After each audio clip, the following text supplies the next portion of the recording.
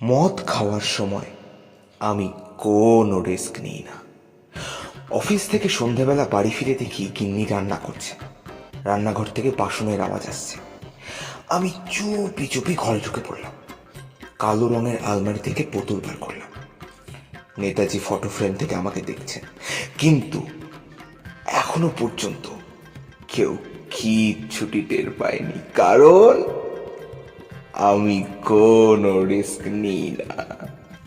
সিঙ্কের উপরের তাক থেকে গ্লাস বার করলাম আর টক করে এক ব্যাগ গিলে ফেললাম। গ্লাস ধুয়ে ফের সেটা তাকের উপর রেখে দিলাম। হ্যাঁ, বোতলটাও আলমারিতে রেখে দিলাম।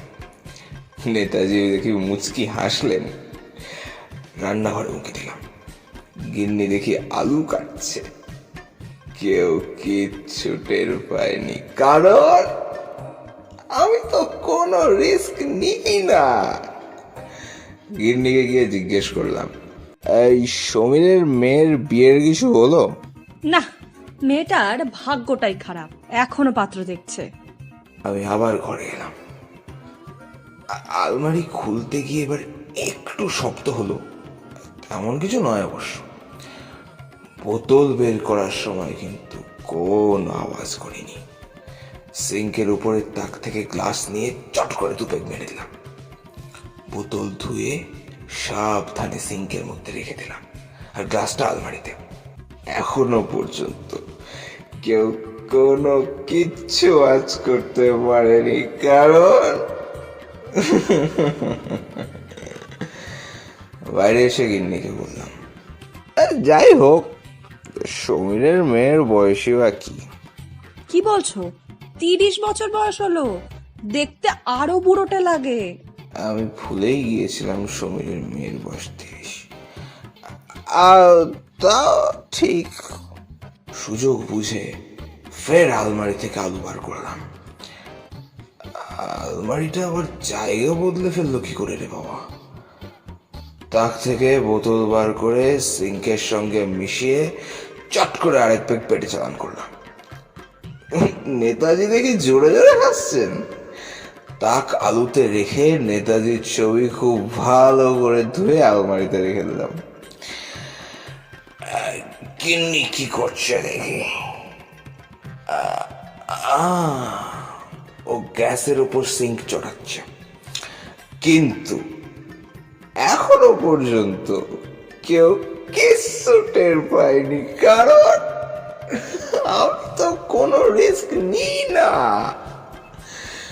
আমি গিন্নিকে গিয়ে বললাম, তুমি সমীরকে বুড়ো বললে?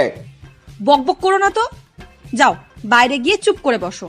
এখন তুমি একটাও কথা বলবে না।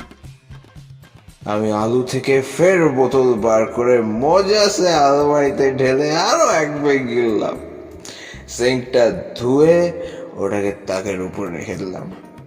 ফটো ফ্রেম থেকে গিন্নি এখনো হেসে চলেছে।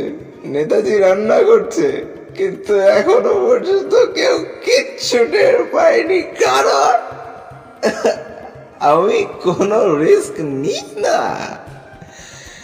গিন্নিকে হাসতে হাসতে বললাম, তাহলে সমীর পাত্রী দেখছে? শোনো, তুমি মুখে জলে ঝাপটা দিয়ে কোথাও চুপ করে বসো তো। আমি রান্নাঘরে গিয়ে চুপচাপ তাকের উপর বসলাম, কিন্তু এখনো অব্দি সমীর কিচ্ছু টের পায়নি, কারণ নেতাজি কোনো রিস্ক নেন না।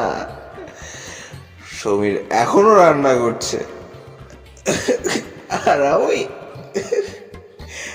ফটো ফ্রেম থেকে গিন্নিকে দেখে এখনো এসে চলেছি, কিন্তু এখনো পর্যন্ত কেউ কিচ্ছু টের পায়নি, কারণ আমি কখনো আমি কি যেন নি না। ও হ্যাঁ, আমি কখনো আলু নিই না।